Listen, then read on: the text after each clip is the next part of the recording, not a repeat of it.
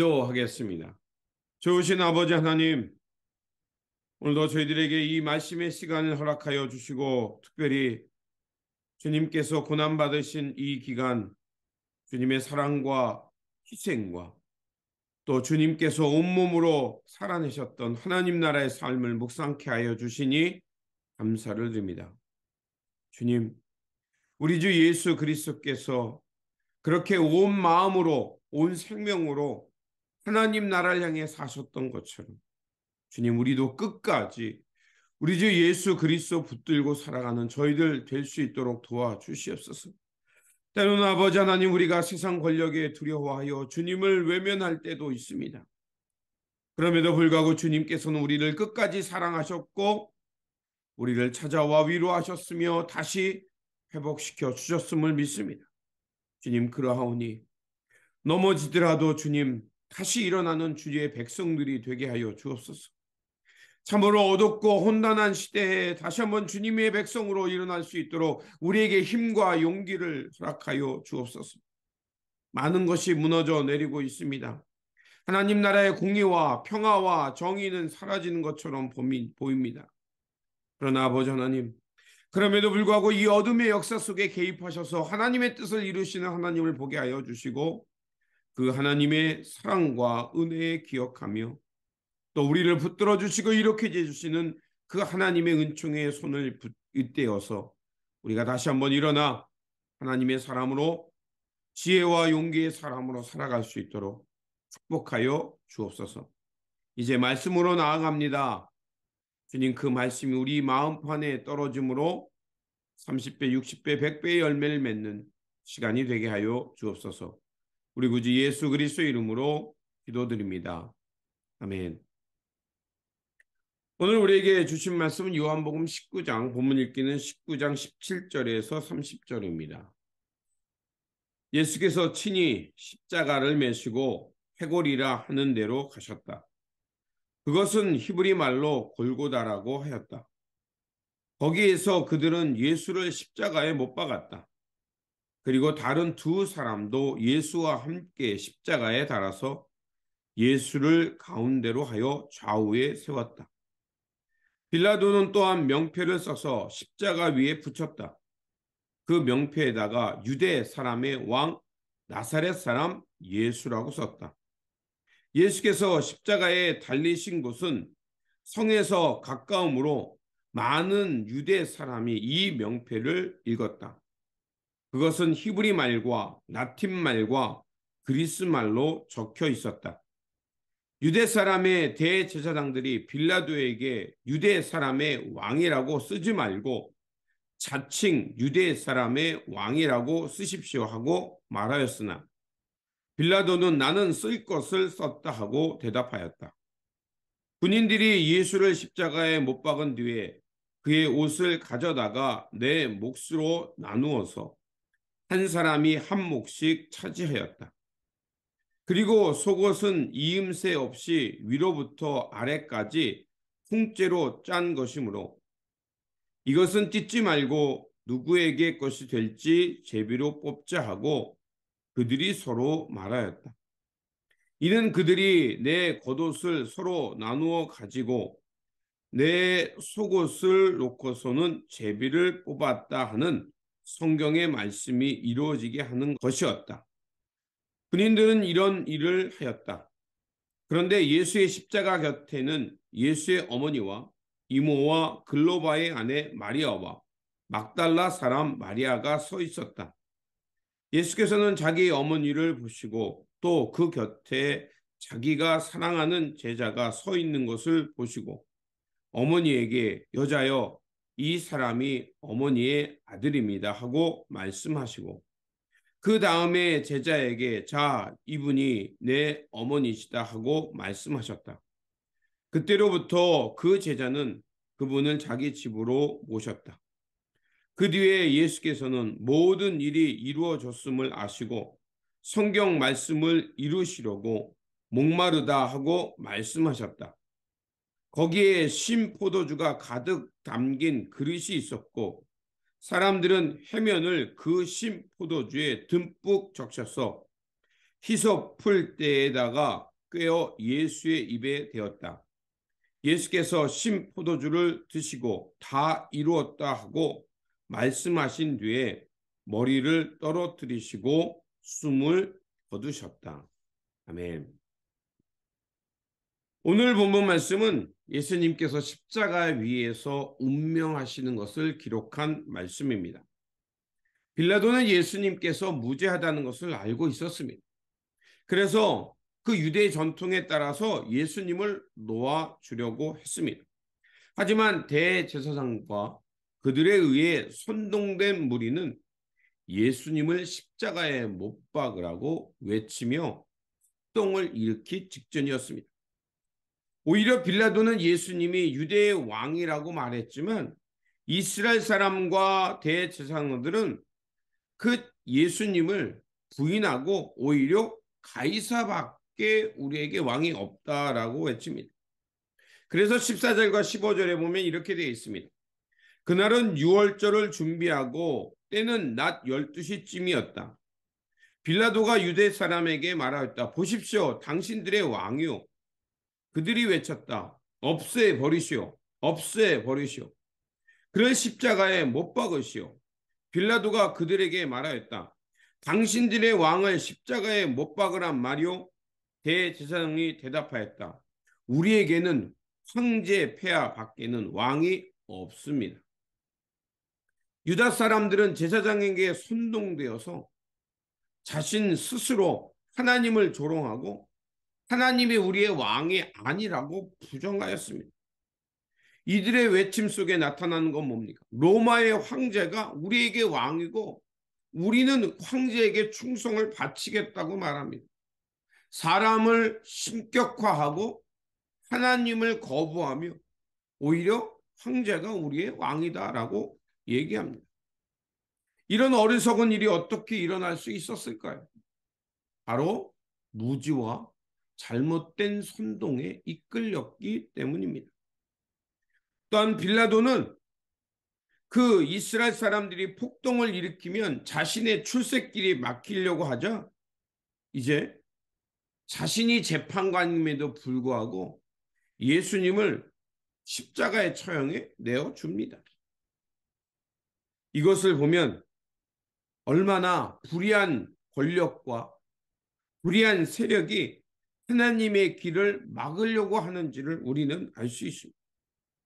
오늘 우리가 살아가는 이 땅에서 이런 불의와 불의한 권력들을 보게 됩니다. 그것을 볼 때 참으로 안타깝습니다. 하지만 우리가 잊지 말아야 할 것이 있죠. 그럼에도 불구하고 우리는 부러질 수 없다는 것입니다. 또 주님께서는 그러한 불의한 권력에 묵묵히 하나님 나라의 길을 가시는 것을 볼 수가 있습니다.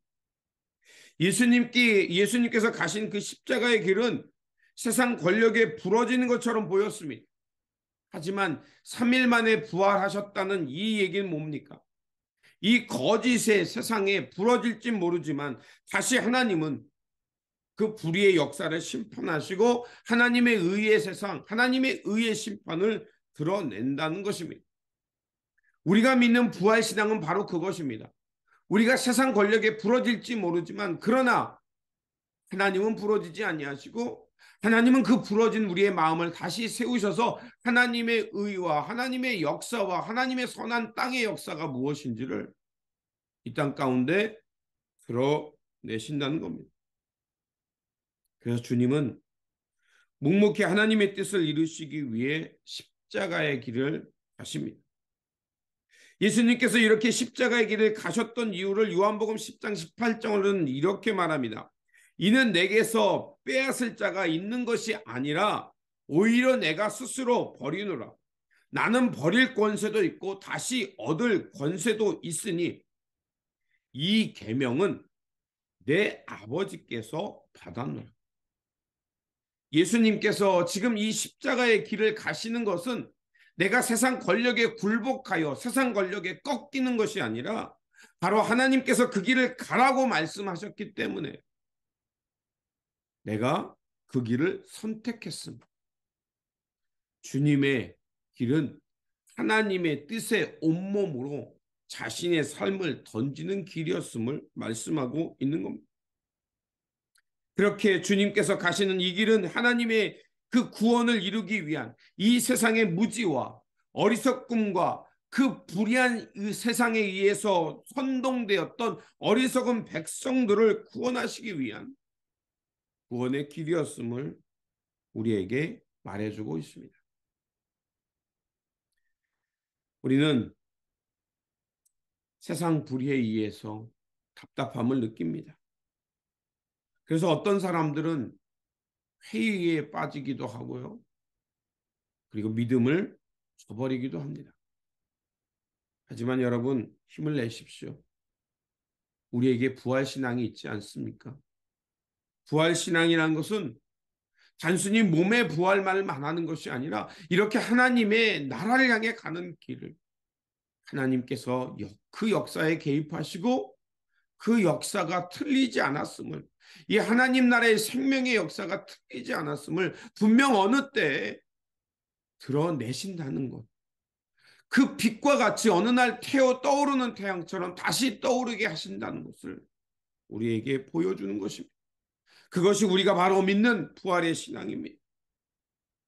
그리고 예수님께서는 십자가에 못 박히십니다. 그리고 군병들은 그 예수님을 십자가에 못 박았다는 기념품을 갖기 위해 그것을 네 조각으로 나눠 갔습니다. 그런데 요한은 우리에게 이렇게 말합니다. 속옷은 찢기지 않고 제비를 뽑았다라고 말합니다. 굳이 요한은 왜 이야기를 여기 속에 썼을까요? 그것은 오늘의 본문이 말한 대로 성경의 말씀이 이루어지게 했다라고 말합니다. 예수님의 속옷이 찢기지 않았다는 것은 예수님께서 발가 벗겨지는 그 비참한 치욕은 그 치욕에까지는 이르지 않았다라고 그 보존되었음을 말하고 있는 것입니다. 그리고 예수님의 그 십자가 밑에 누가 있었는지를 말합니다. 요한이라는 제자를 빼고서는요, 이제 여인들이 예수님의 십자가 밑을 지켰습니다. 왜 여인들이었을까요? 가장 힘없는 사람들.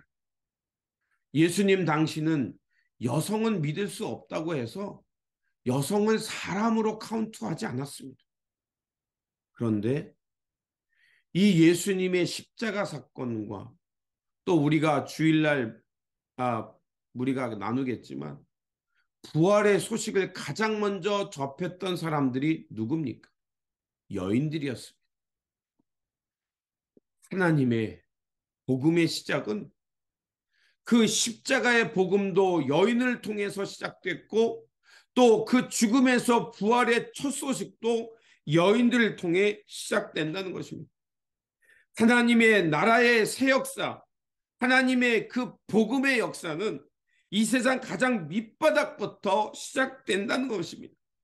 하나님의 새 역사는 그렇게 짓밟히고 빼앗기고 무시당하는 그런 민중들이 살아날 때 하나님의 새 역사가 시작된다는 것입니다.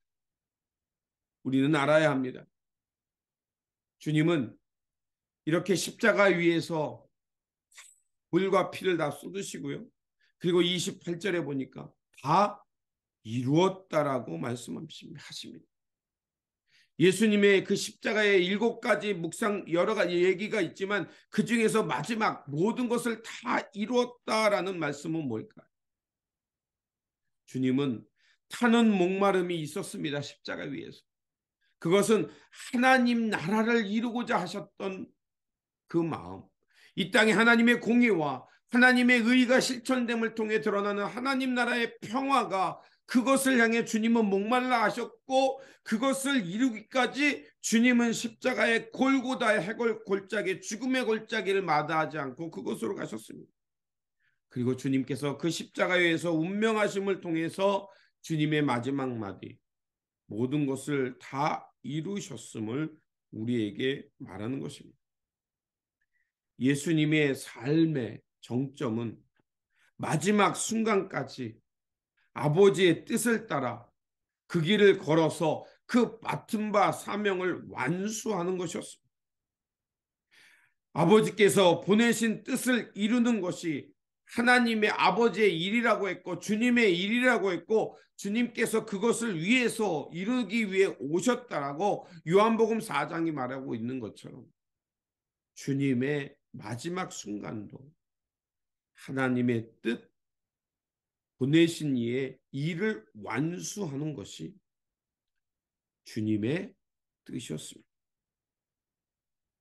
주님은 그 마지막 순간까지 하나님의 나라와 하나님의 뜻을 이루기 위해 충성하셨다는 것입니다.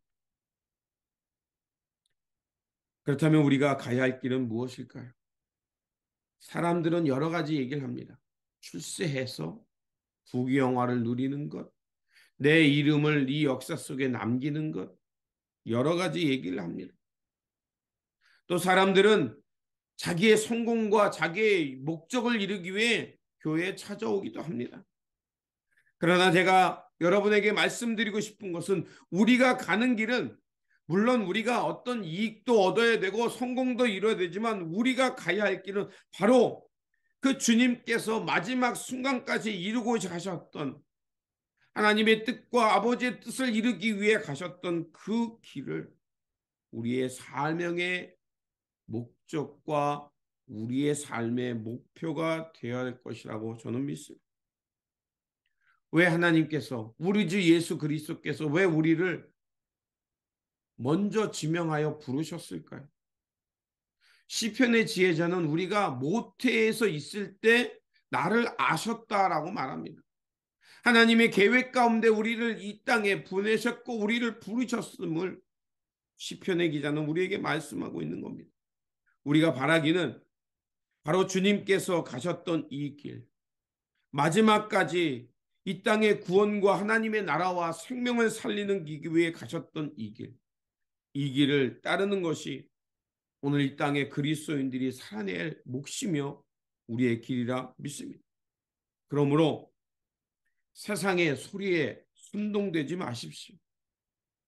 말씀을 통해서 하나님의 뜻이 어디 있는가를 잘 분별하십시오. 그리고 주님께서 가셨던 그 마지막 그 하나님 나라를 이루기 위해 가셨던 그 길을 기억하며 우리도 그것에 우리의 마음 두고 우리의 삶의 목표 두고 그 마지막까지 사명을 다해 묵묵히 그 길을 향해 나아가시길 바랍니다. 그러면 우리가 이 사명을 다해 그 길을 가면 마침내 주님과 함께 부활의 아침의 영광을 보게 될 것이라 믿습니다. 이러한 사명으로 주님의 길을 끝까지 따라가는 신실한 제자들, 그 결단하는 이 아침의 시간이 되시기를 주님의 이름으로 축원드립니다. 기도하겠습니다. 좋으신 아버지 하나님, 주님께서는 마지막 그 순간까지 하나님 나라를 향해서 갈망하셨고 그것을 마지막까지 그 마지막 생명 다하는 그 순간까지 이루시려 하셨습니다. 주님께서 그렇게 이루심을 통해서 우리의 어리석음이 우리 눈에서 벗어졌고 이 세상의 어리석고 불의한 세상이 끝나며 하나님의 영광의 아침이 밝았음을 우리는 보게 되었습니다. 그러하오니 아버지 하나님, 우리가 우리의 생 다하는 그 순간까지 우리 생명 다하는 그 순간까지 주님께서 걸어가셨던 그 하나님 나라와 의의 세계를 향해 걸어가는 우리들 될 수 있도록 도와주시옵소서. 주님께서 그렇게 살아내심을 통해 부활의 아침의 영광을 맞이한 것처럼 또한 하나님께서는 그 예수 그리스도를 그 죽은 자 가운데 살리심을 통해 결코 하나님의 나라와 하나님의 길은 세상 권력에 의해 꺾이지 않음을 우리에게 말씀해 주셨습니다.